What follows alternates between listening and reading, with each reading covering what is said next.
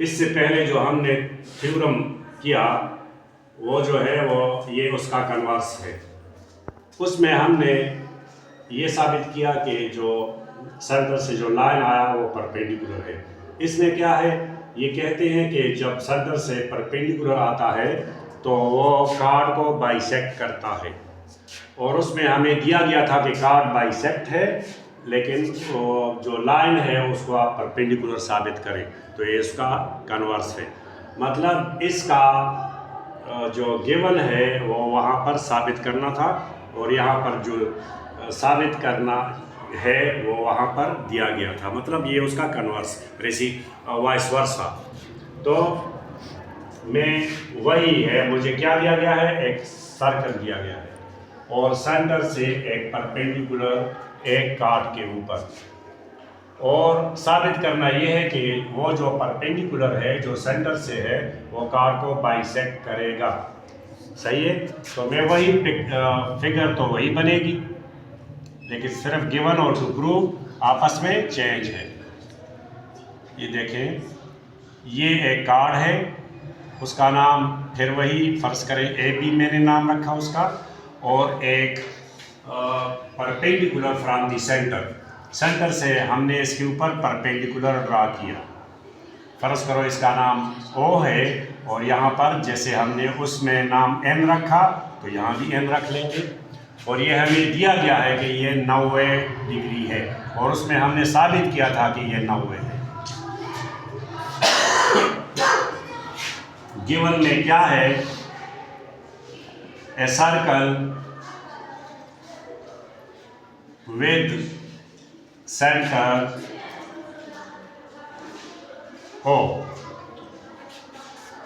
O N is, ये दिया गया है, परपेंडिकुलर टू ए बी। पहले हमने साबित करना था, अब ये हमें गिवन में है। इसका मतलब ये है कि ये एंगल 1 और एंगल 2 दोनों राइट एंगल्स हैं। Angle 1 is congruent to angle 2, इसका ये मतलब है कि ये दोनों 90 के बराबर हैं, इसलिए ये आपस में बराबर है। टू प्रूव, साबित क्या करना है, बाइसेक्ट इट, मतलब ए एन और बी एन आपस में बराबर है, तो A N is congruent to B N, हमने ये साबित करना है। मतलब बाइसेक्शन, अगर ये बाइसेक्ट है तो ये आपस में बराबर होंगे। कंस्ट्रक्शन उस इजाफी काम को कहते हैं जो हमें दिया हुआ नहीं होता। अब हम क्या करेंगे, ओ को बी से मिलाएंगे और ओ को ए से मिलाएंगे। I join O to A and B, मैंने ओ को ए और बी से मिलाया, ठीक है। तो यहाँ पर प्रूफ में अब मैं क्या करूँगा, स्टेटमेंट्स और रीजंस। तो जो ट्रायंगल हमें नज़र आ रहा है वो एक है ए ओ एन या ए एन ओ, और एक है बी एन ओ। ये दो ट्रायंगल्स, इनमें से मैं करस्पॉन्डेंस लेता हूँ। A triangle A N O corresponds to triangle B N O. इसमें तीन चीज़ें आपस में बराबर होनी चाहिए।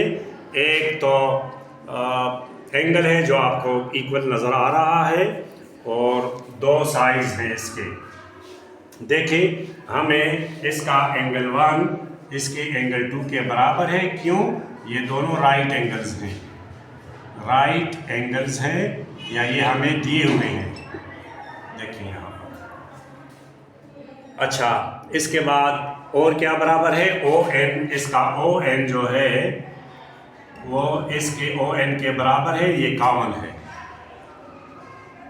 अगर किताब में यही नाम दिए हुए हैं तो फिर तो ठीक है, वरना यहाँ पर जो कुछ भी होगा वो तो सेंटर होता है, और यहाँ पर जो कुछ भी, अगर यहाँ सी दिया हुआ है तो ओ सी इज कॉन्ग्रुएंट टू ओ सी, फिर आप ओ सी लिखेंगे, वो तो वहाँ देख कर आप लिखते हैं ना।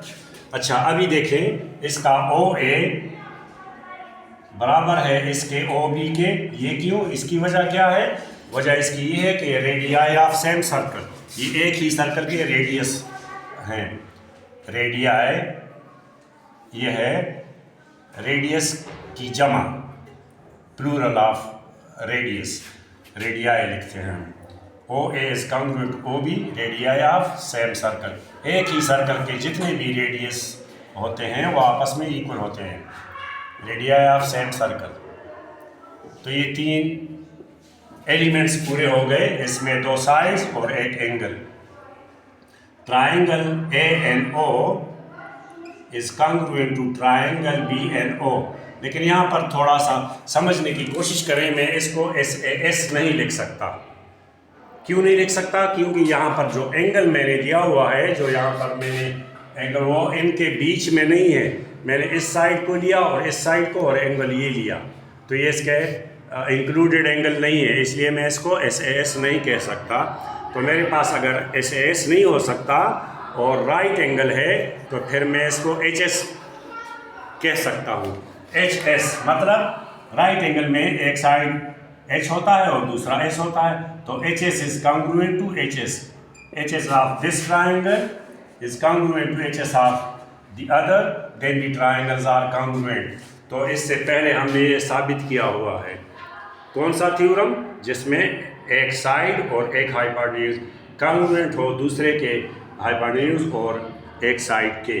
तो ये हमने पहले इसको साबित किया हुआ है 9th में, इसलिए हमें इसका हवाला हम दे सकते हैं। तो ये ट्राइंगल कॉन्ग्रुएंट हो गए, इसलिए इसका ए एन कॉन्ग्रुएंट हुआ इसके बी एन के। क्यों? corresponding sides of congruent triangles, corresponding sides of congruent triangles। तो ये आपका एक थ्योरम कंप्लीट हो गया।